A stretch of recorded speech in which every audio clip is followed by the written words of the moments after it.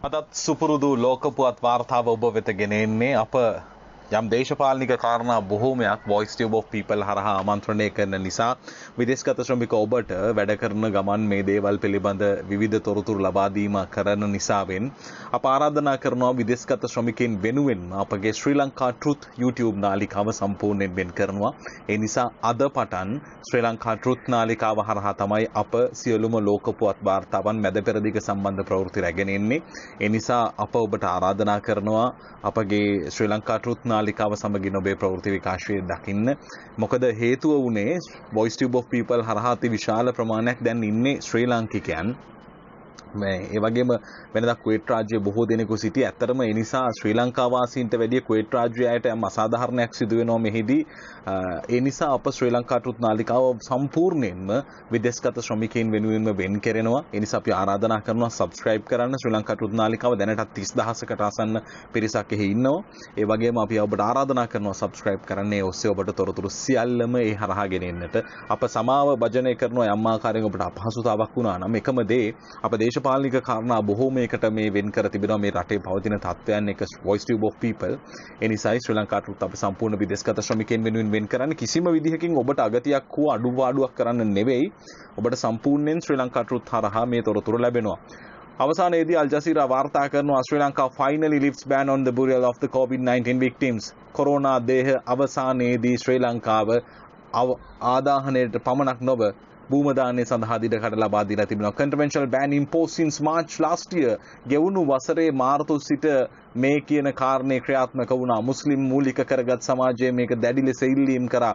නමුත් ශ්‍රී ලංකා රාජ්‍යයේ සම්බන්ධයෙන් අවධානය යොමු කළේ නැහැ. අවසානයේදී ශ්‍රී ලංකා රාජ්‍යය දැන් ඔන්න තීරණය ගෙන තිබෙනවා. ඒ අනුව මුස්ලිම් දේහයන් පවා ආදාහනය කරන කොවිඩ් කුමන දේහය වුණත් ආදාහනය හෝ භූමදානය කියන කාරණා දෙකටම දැන් ඉඩකඩ වෙන් කර තිබෙනවා. ඒ අද ජාත්‍යන්තර මාධ්‍ය වාර්තා කරන තරමටම මේ රටේ මේ ප්‍රශ්නය දුරදිග ගියා. ඒත් එක්කම බ්‍රසීලයේ 2,50,000ක් මරණය මේ වෙද්දි වාර්තා කර තිබෙනවා.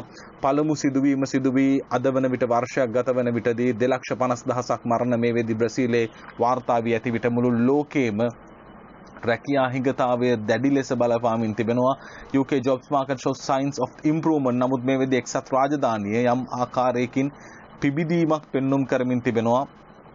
රාජ්‍ය තන්ත්‍රයේ රාජ්‍ය පාලනය වෙනස් වීමත් එක්ක ඔන්න දැන් ඇමරිකා එක්සත් ජනපදයේ රැකියා මාකට් එක ජොබ් මාකට් එකේ යම් ආකාරයෙන් ඉහළ යාමක් සිදු වෙලා තියෙනවා කියලායි වාර්තා කරන්නේ.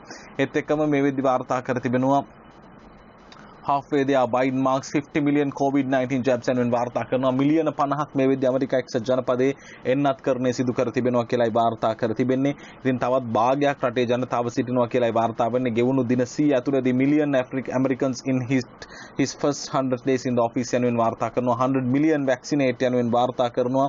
ඉතාමත්ම හොඳයි. පළමු කාලවකවානුව පළමු දින 100 තුලදී මිලියන 100ක් එන්නත් කරණය කිරීම සඳහා ඇමරිකා එක්සත් ජනපදයේ සූදානම් වෙද්දී යුරෝපීය නායකයන් යුරෝපියන් යුනියන් එකේ ලීඩර්ස්ලා push to step up covid vaccination එන්නත් කරණය කිරීම සඳහා මේ වන විට සමස්ත යුරෝපා කලාපයම යොමු කර ගැනීම සඳහා මේ වන විට කතිකාව ආරම්භ වෙද්දී අප අවධානය යොමු කරනවා විදේශගත ශ්‍රමික බොහෝ දෙනෙක් රැඳී සිටින කුවේට් රාජ්‍යයේ තොරතුරු වලට. මේ වෙද්දී තවදුරටත් කොරෝනා වෛරසය වර්ධනය වී තිබෙනවා. ගෙවුණු දවසේ 1019ක් ආසාදිතින් සහ මරණ 5ක් කුවේට් රාජ්‍යයෙන් වාර්තා වීමත් එක්ක මේ වෙද්දී 1,88,024 දක්වා සමස්ත ආසාදිතින් වාර්තා වෙනවා. කුවේට් රාජ්‍යයේ දැඩි අවදානමක යැයි මේ වෙනට ඒ රටේ රාජ්‍ය නායකයෝ හඳුනාගෙන තිබෙනවා 1019ත් එක්ක. ඉතින් අපි නම් 700 800 900 ආවට අපිට එච්චර ගාණක් තිබුණෙත් නැහැ කියලාත් හිතෙනවා. දැන් PCR උත් යම් අඩු මට්ටමක තියෙනවා. කොහොම වුණත් ඉතින් ඔන්න කුවේට් වල තත්ත්වය බලමු.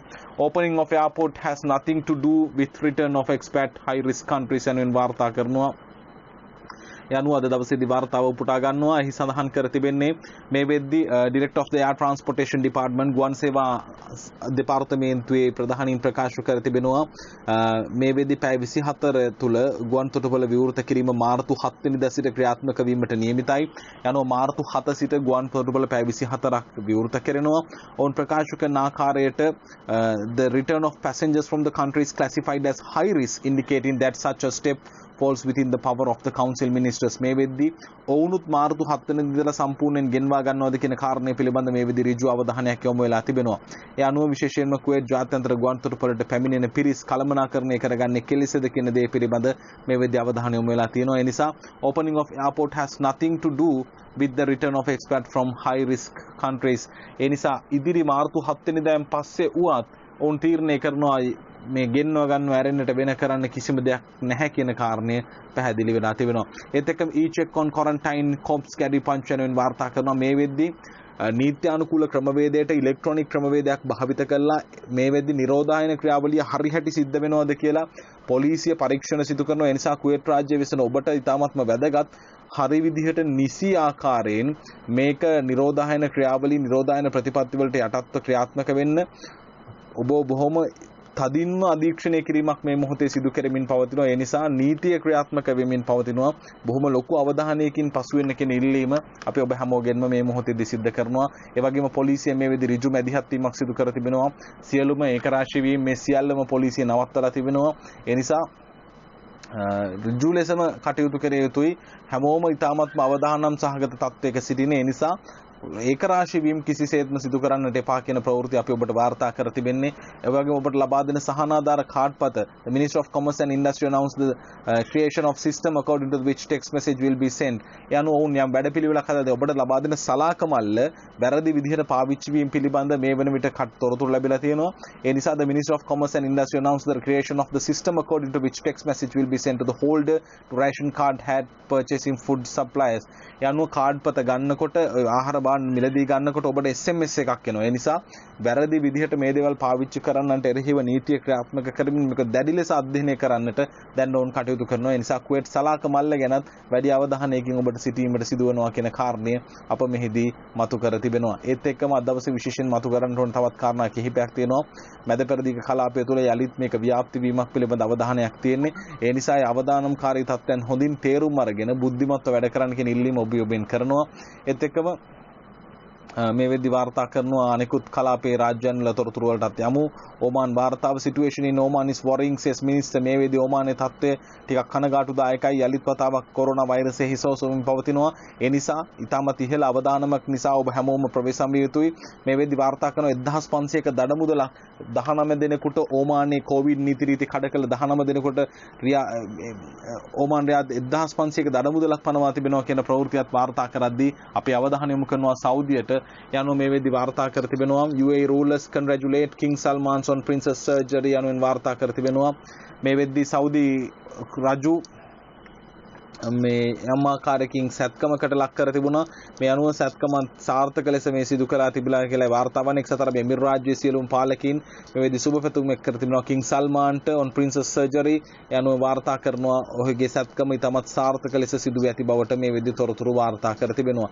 ඒත් එක්කම travel restrictions for Saudis East යනුවෙන් වාර්තා කර තිබෙනවා. සෞදියේ පනවා තිබුණු සංචරණ සීමාවන් යම් ආකාරයකින් ගුවන් සීමාවන් මේ සියලු දේ යම් ආකාරයකින් ලිහිල් කර තිබෙනවා සෞදි ජාතිකයින් කියන අද දවසේදී වාර්තා කරද්දී එක්සත් අරබ් එමිර් රාජ්‍යයේ තොරතුරු වලටත් අප අවධානය යොමු කරනවා මේ මොහොතේදී. ඒ අනුව Dubai extend COVID-19 protocol still start of Ramadan සමය ආරම්භ වන තුරුම COVID-19 සඳහා පනවා ඇති සෞඛ්‍ය ආරක්ෂිත ක්‍රමවේද සියල්ලම දික් කරනවා කියන කාරණයයි මේ වෙද්දී වාර්තා කරන්නේ. ඒ අනුව ඩුබායි වල වෙසෙනවා නම් මේ ආරක්ෂිත නීති රීති තවමත් බලපවත්වනවා. ඒවා ඒ ආකාරයෙන්ම රාමදාන් දක්වා දීර්ඝ කර තිබෙනවා කියන ප්‍රවෘත්තියයි අද දවසේදී වාර්තා වී තිබෙන්නේ. ඒත් එක්කම ඉන්දියානු දැරියක් අතුරුදන් වීමක් සිදු වෙලා තිබුණා. දැන් මේ අතුරුදන් වුණු දැරිය පිළිබඳ නවතම තොරතුරු වාර්තා වෙනවා. missing Indian girl was hiding on roof of her house. ඇගේ නිවසේම වහලේ ඇය සැඟවී සිටියේදී හමු වෙලා තිබෙනවා. බොහොම ලොකු ආందోලනාත්මක කතා බහකට ලක් වුණා ඇගේ අතුරුදන් වීම පිළිබඳ. නමුත් අවසානයේදී ඇගේ නිවසේම වහලේ ඇය සැඟව සිටියේදී මේ වන විට සොයාගෙන තිබෙනවා කියන ප්‍රවෘත්තිය තමයි අද දවසේදී වාර්තා වන්නේ. ඒත් එක්කම අප අවධානය යොමු කරනවා මේ වෙද්දී ඉතාලියේ පවතින තත්ත්වය පිළිබඳව ඔබට තොරතුරු ගෙනෙන්නට. මේ වෙද්දී ඉතාලියේ තත්ත්වය පිළිබඳව අප අවධානය යොමු කරමු.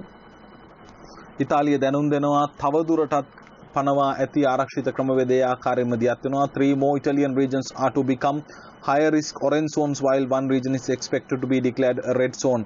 මේ වෙද්දි කලාප 3ක් orange විදියට හඳුනා ගන්නවා. එක් කලාපයක් මේ වෙද්දි ඔවුන් සෞඛ්‍ය අමාත්‍යාංශ විසින් හඳුනාගෙන තිබෙනවා රතු කලාපයක් ලෙස දීර්ඝ කළ යුතුයි කියලා. මොකද මේ වෙන විට යලිත් අවධානමක් පිළිබඳ කතා බහට ලක් වෙන නිසා ඒ නිසා ඉතාලි සෞඛ්‍ය බලධාරීන්ගේ ප්‍රකාශය ලොම්බාරි මාශ්‍රය are expected to be orange and ලොම්බාඩි ප්‍රදේශයේ orange කියන කැටගරි එකට පත් කරන්නට මේ වෙද්දි සූදානමක් තියෙනවා. මොකද යලිත් වෛරසය සම්බන්ධයෙන් නම් අවධානම්කාරී තත්ත්වයන් පැන නැගින නිසා ඒත් වගේම මේ වුන් වාර්තා කර තිබෙනවා ඔම්බ්‍රාරි මාර්ච්යේ orange zone විදිහට වාර්තා කර තිබෙනවා කියලාත් වාර්තා කරද්දී ඒ වගේම බැසිලිකාටා this week බැසිලිකාටා සම්බන්ධයෙන් යම් ආකාරයෙන් විශේෂ අවධානයක් යොමු කර තිබෙනවා කියලායි අද දවසේදී වාර්තා කර තිබෙන්නේ. ඒත් එක්කම අප ලෙබනනය පිළිබඳව තොරතුරු ඔබ වෙත ගෙන එනවා. මේ මොහොතේදී ලෙබනන් පවතින තත්ත්වය පිළිබඳ මොකද හැම රාජ්‍යයක් පිළිබඳවම අවධානය යොමු කළ යුතුයි. මේ වෙද්දී Lebanon MPs who jump back in queue defend their actions යනුවෙන් වාර්තා කරනවා. එන්නත හොරට ගහපු රාජ්‍ය නීතාන්ත්‍රිකයින්ට එරෙහිව දැඩි විරෝධයක් මේ වෙද්දී පනවනවා සහ ඔවුන්ගේ රාජතාන්ත්‍රික භාවය පිළිබඳ ඔවුන්ගේ වගකිවතු රාජ්‍ය නිල පිළිබඳ මේ වෙද්දී ගැටලුකාරී තත්ත්වයක් ඇති වෙලා තිබෙනවා කියලායි වාර්තා කර තිබෙන්නේ. ඒ නිසා ලෙබනනයේ එන්නත් කරන ක්‍රියාවලිය ආරම්භ වෙලා තියෙනවා. ඉතින් විදේශගත ශ්‍රමිකයින්ටත් එහිදී සාධාරණයක් ඉෂ්ට වනු ඇතයි අප විශ්වාස කරනවා. මේ තමයි මේ මොහොත වන විට සමස්ත ලෝකයේ පවතින තත්ත්වය. අපි බලමු අපි අද ශ්‍රී ලංකා ට්‍රුත් නාලිකාව හරහා මේ වීඩියෝ එක අප්ලෝඩ් කරන්නේ ලෝක පුවත් වාර්තාව. ඔබගේ ප්‍රතිචාරය සහ බලන ප්‍රමාණය බලමු. ඒ අනුව ඔබට ළඟා වීමට නොහැකි නම් අප ඒක වෙනසක් කරන්නට උත්සාහ කරමු.